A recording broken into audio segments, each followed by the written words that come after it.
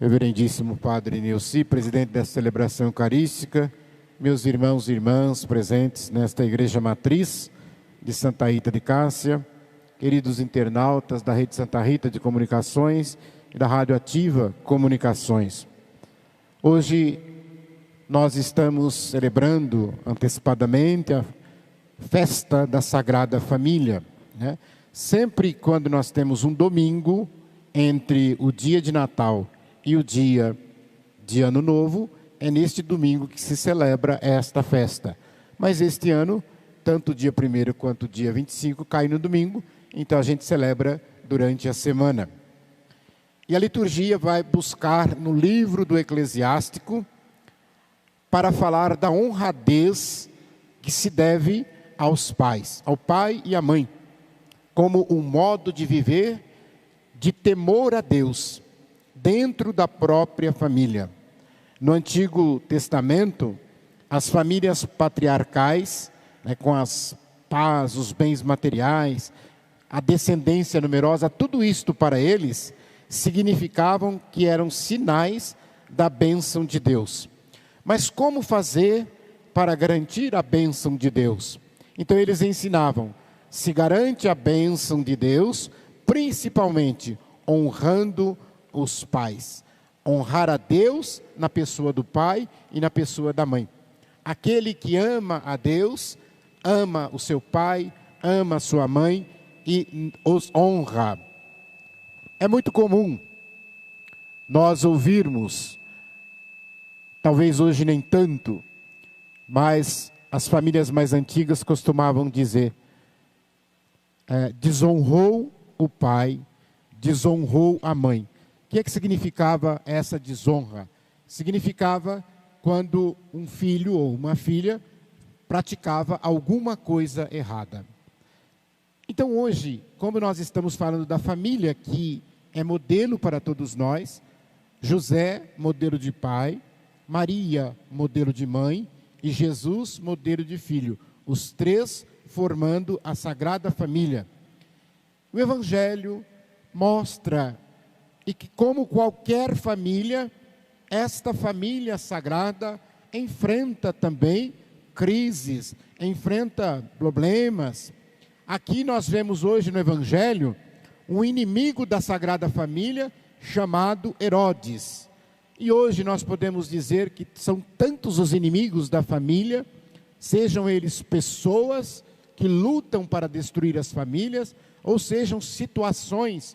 Nós poderíamos dizer, por exemplo, se olharmos para as famílias ucranianas, a guerra é o grande inimigo. As famílias africanas ou de alguns lugares, a fome seja o grande inimigo. As famílias que fogem de traficantes, que têm filhos metidos com o flagelo das drogas. Então tudo isso acaba trazendo uma problemática para as famílias. E nós não podemos cair no erro de achar que Jesus e Maria e José, eles viviam como a gente vê os artistas pintar nas imagens e nos quadros, né? Eu acho muito bonito, é a obra do artista, aquelas pinturas, né, os quadros, principalmente as telas, que trazem a Sagrada Família, Jesus, Maria e José. São belíssimas obras de arte e realmente aquilo nos leva a Deus. Mas nós precisamos pensar em Maria, precisamos pensar em José e precisamos pensar em Jesus como pessoas como nós. Jesus assumiu toda a nossa humanidade. Não esqueçamos disso. A família sagrada não é uma família de extraterrestre. Não é uma família que caiu de algum planeta. Não. É uma família como a nossa família. José e Maria, com certeza, preocupavam-se com o sustento do filho, com o sustento da casa. Ela, com certeza, limpava a casa, fazia comida, lavava roupa. Santa Teresinha nos ensina, né, que como é bom ver Maria, talvez com um lencinho amarrado na cabeça, com um avental todo sujo, fazendo comida para José, e José ali também com a sua roupa toda suja, do pó da madeira, porque são trabalhadores. Então esta família é modelo para nós. Então, se a família deve ser amada, apreciada, estimada, porque a família é o lugar de Deus, o lugar da paz. Quando os pais e os filhos se amam, a casa se torna um lugar de bênçãos. Mas, meus irmãos, quando o pai, quando a mãe, quando os filhos não se amam, a casa vira um hotel. Vira um hotel. Vocês conhecem um hotel. O hotel está cheio de gente, tudo perto uma da outra. Às vezes até quando sai do quarto de manhã, um cumprimenta o outro. Mas depois chega lá para almoçar no restaurante, cada um senta numa mesa, não conversa, não partilha. Então a casa de uma família que não tem Deus no coração, fica parecendo um hotel. As pessoas chegam, tomam banho, dormem, comem, vai embora de novo trabalhar e volta de novo e volta. A pessoa começa a não nem sequer gostar da casa. Parece piada, mas não é. Certa feita perguntaram para um bêbado. Estava no bar bebendo, já era 9 horas da noite. Que hora que você saiu do serviço? Eu saí às 5 da tarde, mas você não foi para casa ainda? Rapaz, só de pensar em chegar em casa, me dá uma agonia, me dá um aperto no coração. Olha só, me dá uma angústia. Então ele não está se sentindo bem dentro da sua própria casa. E não é por causa da parede, não é por causa da mesa, é por causa da família, é por causa dos filhos, é por causa da esposa, por causa dele mesmo. Então nós precisamos, ao celebrar a Sagrada Família, trabalhar nesse sentido, onde os filhos e pais vão ter problema, vão discutir, vão ter desentendimento, porque nós somos normais. Se tiver uma família que falar que não tem nada disso, não é normal. O Padre Léo brincava que ele dizia que até a Sagrada Família também teve um momento de atrito. Ele até contava aquela passagem, né, Padre Neuci, que é um evangelho que a gente lê em um dos anos da festa da Sagrada Família, quando perderam Jesus no templo. Vocês imaginaram perder um filho, perder tua filhinha? Ficaram um dia perdido. E aí depois o Padre Léo, ele gostava de florear, ele dizia assim, e aí a Maria chegou para São José e falou assim, você é um pai responsável, você não olhou teu filho? Ele falou, mas você também não olhou, cadê o menino? E aí os dois tiveram que voltar para buscar o menino que estava no templo. Mas então, as nossas famílias vão ter também esses pequenos problemas, mas esses problemas vão fazer o perdão fluir. Olha que coisa bonita, o perdão vai fluir. Que nós possamos pedir nessa liturgia de hoje, por aquelas famílias que enfrentam tantas dificuldades na educação dos filhos, com os pais ausentes, famílias que são atacadas pela droga, pelo aborto, pelo divórcio, filhos que não amam seus pais, que viram as costas, que olhemos para a Sagrada Família e lembremos que ela seja para nós o modelo da verdadeira família. Vejam bem aqui, o Papa Paulo VI, ele visitou a cidade de Nazaré, lá onde Maria, Jesus e José moraram, como nós vimos no Evangelho de hoje. E ao visitar, ele fez uma homilia, e isso foi no ano de 1964. E quando ele fez esta homilia, ele disse várias coisas que a gente deve tirar como lição da Sagrada Família. Mas eu anotei uma só, porque ela é muito profunda para nós refletirmos, para nós meditarmos. O Papa Paulo VI, hoje santo, disse assim, a Sagrada Família nos ensina a lição do silêncio. Que renasça em nossas famílias o valor do silêncio, porque o silêncio traz paz espiritual, o silêncio traz interioridade e oração, e Deus vê secretamente. Olha que bonito. José e Maria foram obedientes porque souberam silenciar o seu coração. Na vida não basta olhar o que as pessoas fazem. Na nossa vida não basta olhar o que as pessoas falam, mas precisamos aprender a olhar o silêncio das pessoas, porque tem silêncio que fala muito mais do que palavras, diz o Papa. E para entender o silêncio do outro, eu preciso fazer o meu silêncio. Eu jamais entenderei o silêncio de outra pessoa se eu não entender o meu próprio silêncio. Peçamos nesse dia de hoje, nessa liturgia, que a Sagrada Família seja para nós a intercessora de todas as famílias do mundo inteiro que sofrem.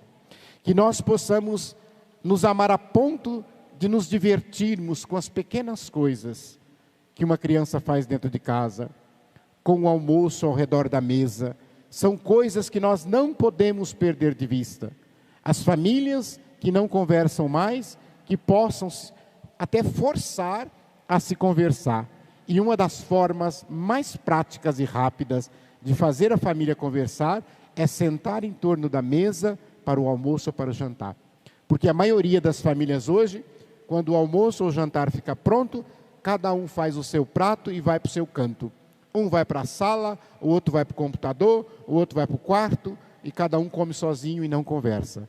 Quando a gente está na mesa, nem que for para pedir passa a salada, a gente tem que conversar com o outro, né? Dá licença, então a gente tem que conversar com o outro. Tem alguém sentado aqui, e aí começa a conversar, e dali a pouco a gente está todo sorrindo, contando piada, e a família se junta, e a família se une. E se une de uma forma como o Padre Zezinho cantou, numa canção que todos vocês conhecem, que chama Utopia. E eu queria que vocês cantassem um trechinho dela comigo, porque esta canção fala do modelo de família que a gente precisa resgatar. Das muitas coisas do meu tempo de criança, guardo vivo na lembrança o aconchego do meu lar. No fim da tarde, quando tudo se aquietava, a família se ajuntava lá no alpendre a conversar. Meus pais não tinham nem escola e nem dinheiro. Todo dia, o ano inteiro, trabalhavam sem parar. Faltava tudo, mas a gente nem ligava. O importante não faltava, seu sorriso e seu olhar. Oh, oh,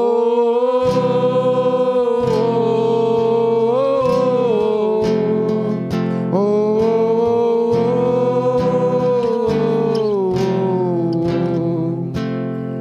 Eu tantas vezes vi meu pai chegar cansado, mas aquilo era sagrado. Um por um ele afagava e perguntava quem fizera a estrepolia. E mamãe nos defendia e tudo aos poucos se ajeitava. O sol se punha e a viola alguém trazia. Todo mundo então pedia pro papai cantar com a gente. Desafinado, meio rouco e voz cansada, ele cantava 1000 toadas, seu olhar no sol poente. Oh,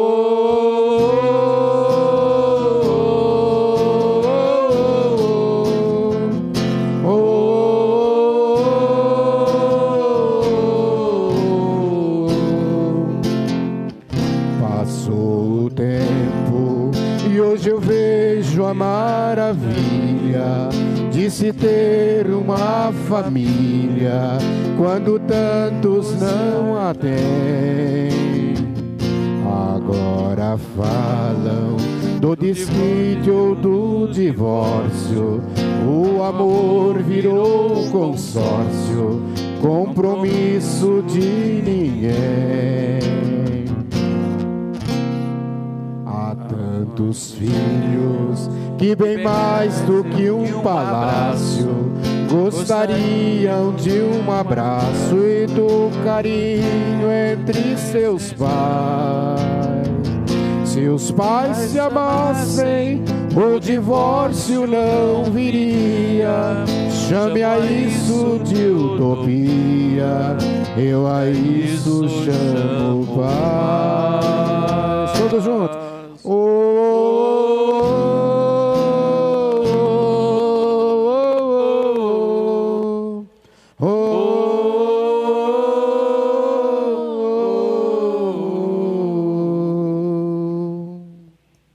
E a vós, Senhor.